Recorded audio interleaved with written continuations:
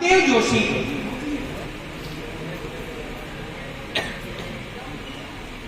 रंगमंच पर नेहरू युवा केंद्र के तत्वावधान में आज की यह महती सभा जो चल रही है उसमें आदरणीय मंच एवं प्रिय युवा साथियों,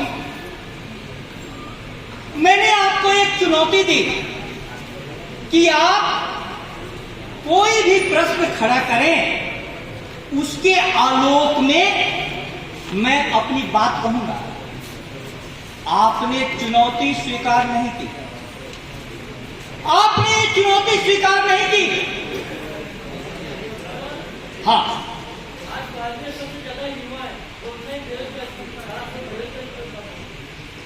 आपका शुभ नाम? बृहद पंचाल, भारत पंचाल। अब इस प्रश्न को ले लीजिए भारत पंचाल का कि आज भारत का युवा बेरोजगारी से जूझ रहा है और इस बेरोजगारी के जमाने में युवाओं को यह मंच कौन सा रास्ता दिखा सकता है। इस प्रश्न के आलोक में मैं अपनी बात आगे बढ़ाऊंगा और इसकी पृष्ठभूमि में यह बात रहेगी कि मुझे आमंत्रित किया गया है बोलने को life style for environment, life style for environment. अपनी बात मैं अपनी एक कविता से शुरू करता हूं, आप थोड़ा साथ दें कि अगर मालूम हो कौन सी बात कब और कैसे कही जाती है, अगर मालूम हो कौन सी बात कब और कैसे कही जाती है, तो हर एक बात बहुत ध्यान से सुनी जाती है, हर एक बात बहुत ध्यान से सुनी जाती है। 25 सालों से युवाओं के साथ मैं संवाद कर रहा हूं। हर रविवार को सुबह में आपका स्वागत है, नहीं तो सोशल मीडिया पर भी आपका स्वागत है। आपकी रग रग से मैं परिचित हूं, लेकिन बांसवाड़ा का युवा क्या सही मायनों में युवा है? पहली बात मैं इस मंच से उठाना चाहता हूं और बहुत जिम्मेदारी के साथ उठाना चाहता हूं। युवा किसको कहते हैं? आप अपनी परिभाषा को सबसे पहले निर्धारित करें। डूबा हुआ है सर को गरेबा में डाल के, गरेबा माने गर्दन नीचे झुकाए हुए, डूबा हुआ है सर को गरेबा में डाल के, उड़ता मगर है खोले हुए पर ख्याल के, उड़ता मगर है खोले हुए पर ख्याल के। मेरे जवान होने की परिभाषा यह है, फिर से दोहरा दूं, आप लोग भी बोलिए ताकि आपकी जवानी की परिभाषा निश्चित हो। डूबा हुआ है सर को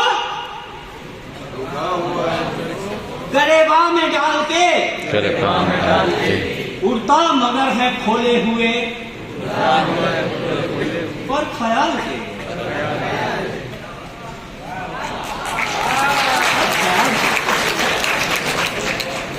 तुम लोगों ने सोचना छोड़ दिया, युवाओं ने प्रश्न उठाना छोड़ दिया। मालूम है आखिर क्यों? क्योंकि खास कर करके बांसवाड़ा के युवाओं पर 25 साल का मेरा शोध है, क्योंकि बांसवाड़ा के युवाओं ने पढ़ना छोड़ दिया। मौलिक पुस्तकों से बांसवाड़ा की युवा पीढ़ी लास्ट मिनट पासबुक पर उतर आई है, लास्ट मिनट पासबुक। अब मैं आपसे पूछना चाहता बनिएगा। भारतीय संस्कृति छोटे बच्चे नचिकेता को जवान मानती है, युवा मानती है। जो 7 वर्ष का बच्चा 70 वर्ष के पिता से सवाल करता है कि आप दान में बूढ़ी गायों को क्यों दे रहे हैं? दान में बूढ़ी गायों को क्यों दे रहे हैं? सवाल उठाओ तब युवा। सिर्फ जिंदाबाद मुर्दाबाद करो तब तुम्हारी जवानी जवानी नहीं है। सवाल उठाओ, सवाल सवाल सवाल। तुम सोचते हो आधुनिक ड्रेस पहन करके, अच्छे मोबाइल लेकर के तुम नौजवान हो गए? गलतफहमी में हो, गलतफहमी में हो। भारतीय संस्कृति वृद्ध भी 3 प्रकार के मानती है।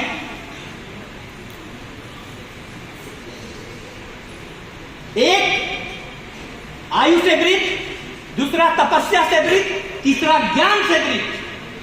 इस आलोक में मैं कहना चाहता हूं कि यदि तुम्हारे पास ज्ञान की प्यास हो तब तुम युवा हो, ज्ञान की प्यास हो, पढ़ने की ललक हो तब तुम युवा हो। नहीं तो मैं जब देखता हूं युवाओं को तो मेरे मन में आता है कि इतने रंग बिरंगे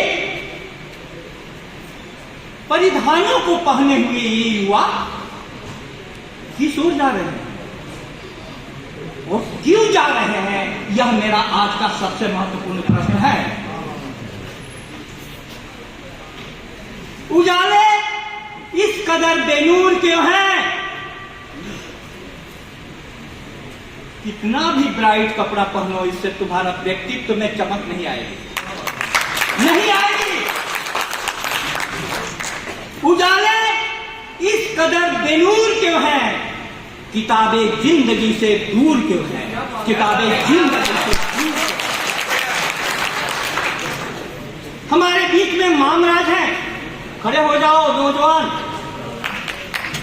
इस नौजवान का हमेशा रक्तदान के लिए प्रेरणा स्रोत प्रयास आता है और मैं बहुत प्रेरित हूं, बहुत प्रेरित हूं। ऐसे नौजवानों को मैं युवा कहता हूं। बैठो, बहुत बहुत धन्यवाद।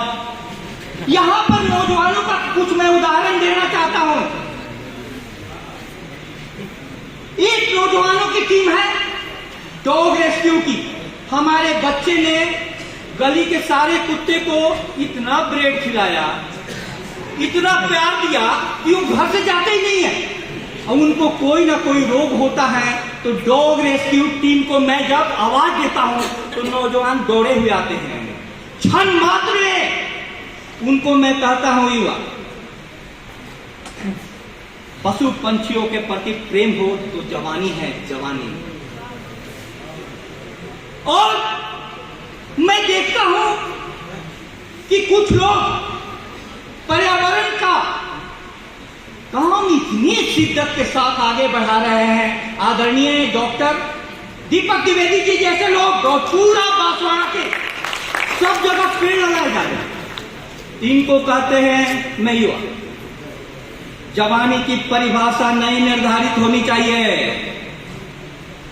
उस जवानी की परिभाषा को ध्यान से सुनना। एक छोटी सी घटना बता दूं ताकि आपके जीवन में वो हमेशा दिलों में गूंजती रहे। रेगिस्तान के इलाके में एक सड़क बन रही थी। सड़क के एक किनारे जहां पर पानी उपलब्ध नहीं था, पाइप लाइन लोहे की बिछाई गई थी लेकिन पानी कहीं दिखाई नहीं देता था। वहां पर एक पेड़ हरा भरा और बड़ा होता जा रहा था। हरा भरा। आखिर लोगों ने सोचना शुरू किया कि इस पेड़ को पानी कहां से मिल रहा है? बिना जल के तो कोई हरा भरा और बड़ा तो होगा नहीं। कहां से मिल रहा है? कहां से मिल रहा है? जब नीचे खोदा गया तो पाया गया कि कंक्रीट की सड़क को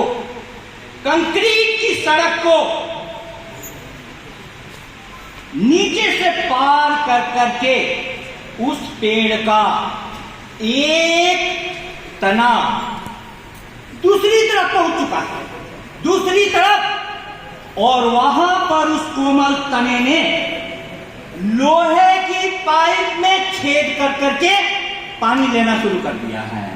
लोहे की पाइप में छेद करके पानी लेना शुरू कर दिया है। यदि प्यास गहरी हो तो कंक्रीट के सड़क भी पार किए जा सकते हैं। यदि प्यास गहरी हो तो लोहे के पाइप में भी छेद किए जा सकते हैं। इसलिए नौजवानों, मैं आपको यह संदेश देने आया हूं, कितनी भी अंधेरी रात हो, इस अंधेरी रात को तुम सिर्फ अंधेरे की तरफ मत देखना, अंधेरे की तरफ मत देखना। यह अंधेरी रात तुम्हारे अंदर में सूर्य से मिलने की प्यास जगाएगा, सूर्य से मिलने की प्यास जगाएगा यह अंधेरी रात। और उसमें नेहरू युवा केंद्र की भूमिका, यदि एक भी वक्ता की बात आप तक पहुंच गई तो यह प्रकाश की किरण आप अपने हृदय में संजो लेना। रात में एक सितारा भी बहुत होता है, आंख वाले को इशारा भी बहुत होता है। हमारे युवा 500 प्रत्येक दिन आत्महत्या कर रहे हैं, और हमें यूनिवर्सिटी को और कॉलेज को आया है कि आत्महत्या रोकने के लिए आप कोर्स बनाइए। मैं कह रहा हूं कि आत्महत्या रोकने के लिए कोर्स की जरूरत नहीं है। जिंदा शिक्षकों के पास समाज चला आवे, आत्महत्या नहीं होगी, आत्महत्या नहीं होगी। शिक्षक हो जिनमें मन, वचन और कर्म में एकता हो, तब मेरी बात आप तक पहुंचेगी। ये भी नहीं पहुंचेगी। मैं उदाहरण दे रहा हूं, भारत जब स्वतंत्रता की गुलामी में जकड़ा हुआ था तो भारत ने कैसे कैसे रत्न पैदा किए। उस समय भगत सिंह पैदा होते हैं, भगत सिंह। उस समय चंद्रशेखर आजाद पैदा होते हैं। उस समय सुभाष चंद्र बोस जैसे नेताजी पैदा होते हैं। और एक मैं नाम लेना चाहूंगा लाइफ स्टाइल फॉर एनवायरमेंट के कारण, उस समय जगदीश चंद्र बोस जैसा वैज्ञानिक पैदा होता है। आपको मालूम है जगदीश चंद्र बोस? नहीं, नाटू की तो चर्चा हुई, सलमान खान से तो परिचित है, लेकिन जगदीश चंद्र बोस से हमारी युवा पीढ़ी परिचित नहीं है। आप कैसे युवा हो, कैसे युवा हो, कैसे युवा हो? सोचो, मैं तो सिर्फ तुम्हें झकझोरने आया हूं। जगदीश चंद्र बोस ने उस समय मालूम है क्या खोज की? नहीं, नहीं। उन्होंने खोज यह की कि पौधे भी संवेदनशील होते हैं। पौधे भी संवेदनशील होते हैं। आज विज्ञान इस जगह पर पहुंचा है कि पौधे के पास एक माली जाता है तो पौधा अपना हाथ फैला करके स्वागत करता है, welcome to you, I love you. लेकिन पौधे के पास कोई लकड़हारा जाता है लकड़ी लिए हुए तो तुरंत पौधा सिकुड़ जाता है और वह बोलता है आई हेट यू। पौधे भी संवेदनशील है, लेकिन आज मनुष्य की संवेदनशीलता कितनी मर गई। हम कहां पहुंचते जा रहे हैं? आज भारत के युवा क्या कर रहे हैं? भारत के युवा लिव इन रिलेशनशिप की ओर बढ़ रहे हैं। लिव इन रिलेशनशिप, आप नाम सुना है कि नहीं? सीधे प्रैक्टिकल कर लेना। आखिर क्यों युवाओं के सामने मैं चुनौती क्या है? लिविंग रिलेशनशिप है। बिना माँ बाप की मर्जी के युवक और युवती साथ रहना शुरू कर रहे हैं, राइट? और उसके बाद श्रद्धा जैसा कांड हो रहा है। ये समाज के सामने में चुनौती है। चर्चा श्रद्धा पर महीने मीडिया करवाता है, लेकिन कोई प्रतिभा पढ़ करके निकलती है, कोई गहरे विचार देती है, कोई गहरी बातें बोलता है, तो क्या उतनी चर्चा समाज में होती है? एकदम नहीं होती है। हमारी संस्कृति ऐसी नहीं थी। हमारी संस्कृति ऐसी थी कि कोई एक व्यक्ति खड़ा होकर करके एक शब्द बोलता था, एक वाक्य बोलता था, और सामने वाले का पूरा जीवन बदल जाता था। मलाला यूसुफजई जैसी छोटी बच्ची आतंकवादियों ने गोली मारी, उसके बावजूद भी उसके पढ़ने की ललक को आतंकवादी समाप्त नहीं कर सके, और नोबेल शांति प्राइज मिला, नोबेल शांति प्राइज। इसी प्रकार की एक बच्ची को और मैं याद करना चाहूंगा, ग्रेटा। ग्रेटा ग्रेटा ग्रेटा का आपने नाम सुना है? ऐसा खतरनाक नाम नहीं सुनना हो, नहीं तो जीवन बदलेगा। आप लोग तो ऐसे नाम सुनते हो, नहीं पता किस दुनिया में रहते हो। और इसके लिए नेहरू युवा केंद्र ने मुझे आमंत्रित किया है। आपको कैसी बातें सुननी है, कैसी बातें करनी है, कैसे लोगों का ध्यान करना है, आप यह सीखें, तब आज की संवाद की सार्थकता होगी। बड़े बड़े बैनर, बड़े बड़े पोस्टर और बहुत अच्छी कुर्सियों से समाज नहीं बदलता है। समाज बदलता है एक विचार से। एक विचार से, एक विचार तुम्हारा पूरा जीवन बदल सकता है। ग्रेटा भी स्कूल की एक लड़की, और उसने 16 वर्ष की उम्र में खड़ा होकर के विश्व के राष्ट्राध्यक्षों से पूछा। स्वीडन की लड़की है, अपने देश की संसद के सामने खड़ी हो गई। उसने कहा कि तुम लोगों ने हमें कैसा विश्व दिया जहां पीने को शुद्ध पानी नहीं है और श्वास लेने को शुद्ध हवा नहीं है।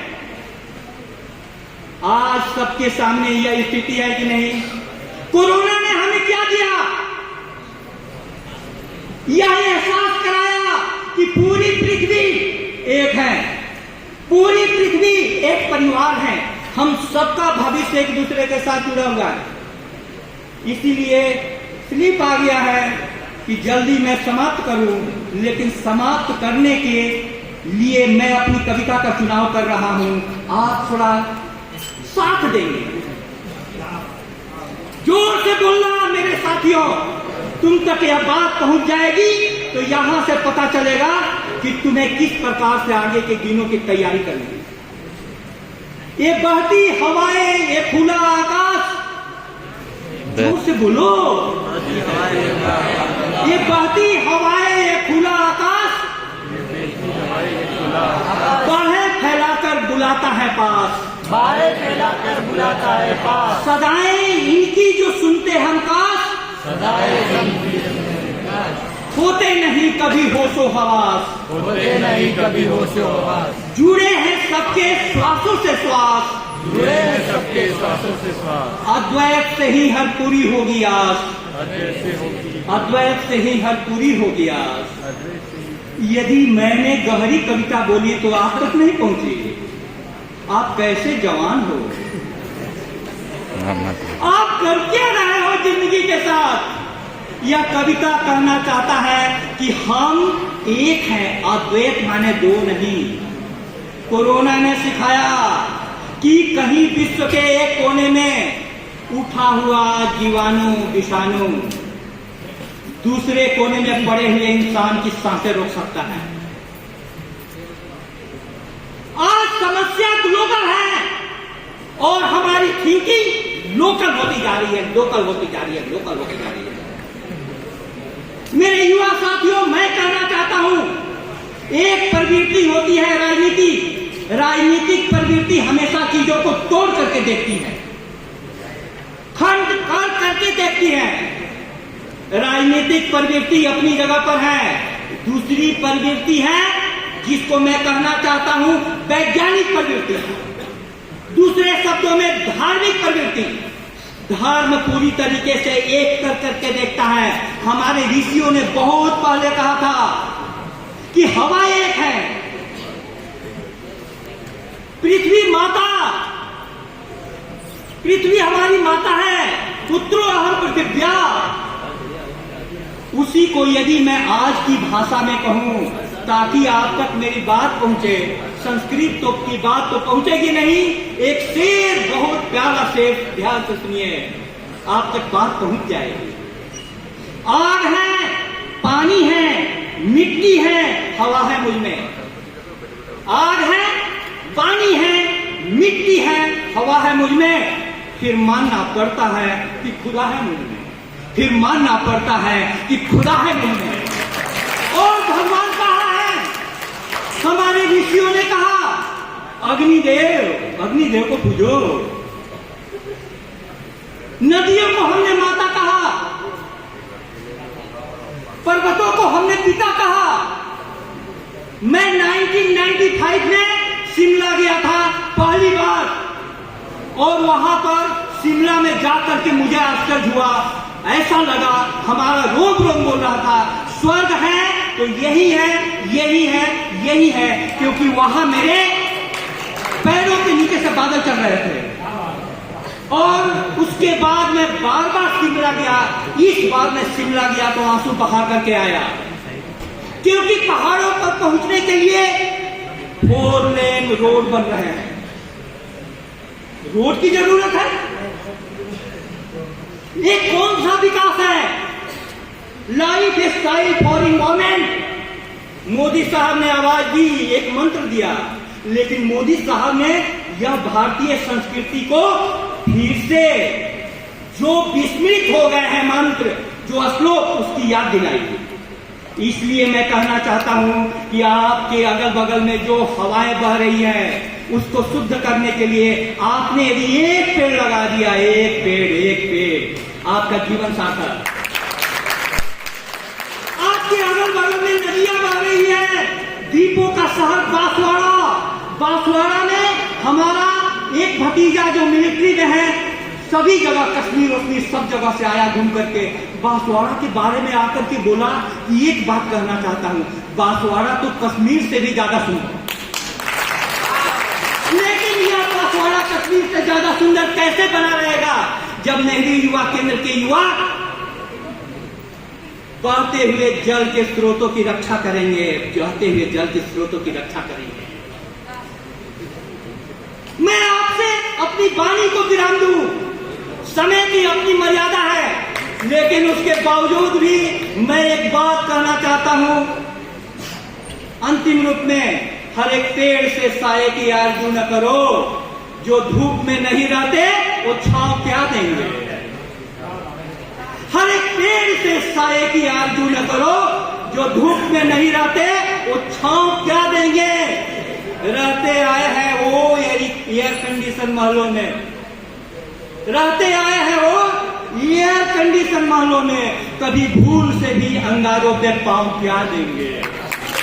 हमारी आशा आप जैसे ही हुआ है, यदि जगत को छाया देना है तो अपने ऊपर ताप लेना सीखो। इस सुंदर आयोजन के लिए आयोजक को मैं बधाई देते हुए, आपने मुझे बहुत प्रेम के साथ बुलाया। मेरी सार्थकता तो इसमें है कि हमारे युवा मेरे लिए प्रश्न खड़ा करो, और तुम्हारा यह शिक्षक तुमको कभी भी निराश नहीं करेगा। बहुत बहुत शुभकामना, बहुत बहुत धन्यवाद।